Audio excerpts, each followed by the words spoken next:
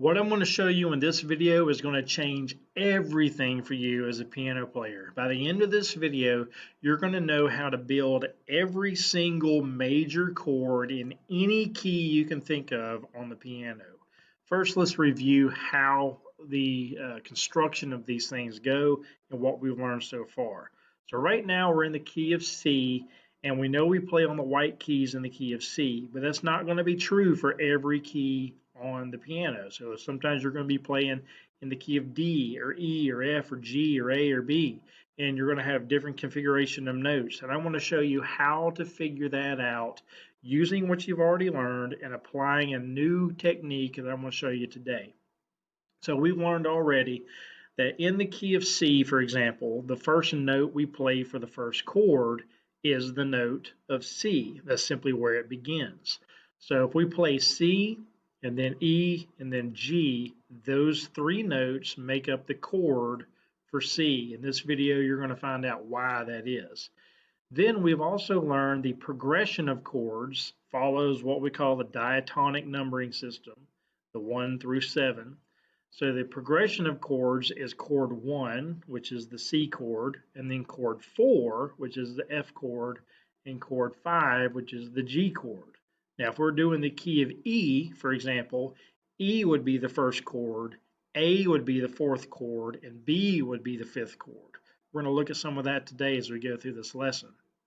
So here's the chord for the first chord, every other note, and then we start with F and go every other note, and then we start with G and go every other note. Again, you'll learn why that is here in a minute, but I wanted to refresh your memory on what you should have learned up to this point. Hopefully, you're already playing some songs using these three basic chords, and now I'm going to introduce you to something that will open things up a little wider to you, and you can play in any key that you can think of by the end of this video, and what the chords are in the chord progression for that key. So this is all going to boil down to something called intervals. Now, I've referred to these as semitones and as half steps, and those are both accurate terms to use. But intervals is another term I want to throw at you today. So what intervals are basically half steps in the chromatic scale of the key. So if we're in the key of C, then we have the first semitone is C. That's where we start. And then we go up a half step or an interval. Okay? An interval is a half step. So each one you go up is a half step or an interval, also known as a semitone. Okay, so we're simply going to learn to count these intervals in a certain way to figure out the fourth interval from the root, and then the third interval from the second note or the mediant in the chord. So let's look at that. So if we're in the key of C, we're going to not count C as the first interval because C is simply the first semitone. We go up 4 intervals from C, or whatever the first semitone is. So if we count up from the first note, there's the first interval, the second, the third, and the fourth. That tells us the middle note of the triad chord for C is going to be E. We already know that, but now you know why. Then we go at 3 more semitones or intervals, and we figure out what the third note in the basic triad is for the C major chord. Now you know why that is. So there's the C major chord. The next chord in the chord progression in the key of C is going to be the F chord. So let's look at that one. Again, you already know the notes, but let's look at why. You count up from the F note, 1, 2, 3, 4 intervals. That gives you the middle note or the mediant of the chord for the basic triad for the F major chord.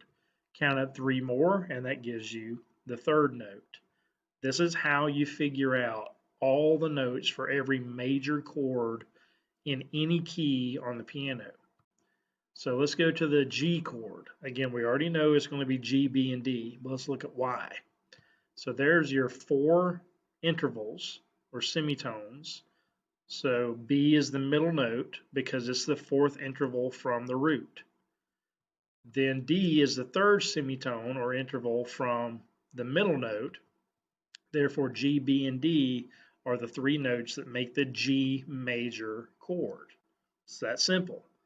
Okay, now let's look at a new example. We're going to shift keys on you now and go to the key of D. So first of all, you should go ahead and learn, okay, this becomes the first note in the diatonic scale. So this is 1, 2, 3, 4, 5, 6, and 7. So your three chords are going to be D is the first chord, G is chord 4 now, A is now chord 5 of the 1, 4, 5 progression. So 1, 4, 5. Now let's look at how we build the notes for each of those chords. So to figure out how to play the D major chord, we start with the root of what it is and then go up 4 semitones. 1, 2, 3, 4. Now you see we're going to be playing an incidental note or a black note, sharp or flat note in this case. Again, the E can serve as the flat to the F, and the F can serve as the sharp to the E, but we're talking about more specifically the incidental notes, which are going to be these black keys, basically. So if you count up, you're going to see that we're going to include one of those in this chord. Then if you count 3 more semitones, that's going to tell you the 3 notes for the D major chord is D, F sharp, and A. Now, the next chord in the progression is going to go from D to G, because that's the 4th note from D in the diatonic scale, right? So from G, we count up 4 semitones. That gives us the middle note, and then 3 more semitones, and that gives us the 3 notes for the chord of G, which we already know. Now let's go to chord 5, or the third chord in the progression, again, because D is 1, G is 4, A is 5. So if we go to the A chord, count up 4 semitones. That tells us the middle note of the triad chord for the A major chord. E will be the last note. So A, C sharp, and E are the 3 notes for the A major chord. So now we know 3 new chords in a new key of the key of D. It's that easy. Okay, let's take it one more step and let's look at the G chord. I'm going to change things a little bit on you too in this one as well, so pay attention. So if we go up, we already know the G chord is G, B, and D, but this is why. The semitone 4 or interval 4 is going to be the middle note. Go up 3 more semitones to figure out the third. Now, what's the next chord in the chord progression? If G is 1, 2, 3, 4 is C, 5 is going to be D. But I'm going to show you in this example, you don't have to always go up the keyboard. We can go back down to a C and start down here for the chord 4. So we don't have to always keep going up the keyboard. We can shift down if we want to. So all we really need to know is chord 4 is the C chord. So I'm going to move down the keyboard and start down there and count up 4 semitones. So C, E, and G are going to be my 3 notes for the C chord. We already know that one. And now chord 5 is going to be the D chord. Again, if we're starting on G as 1, 4, 5, we can play the D chord down here instead of up here if we want to.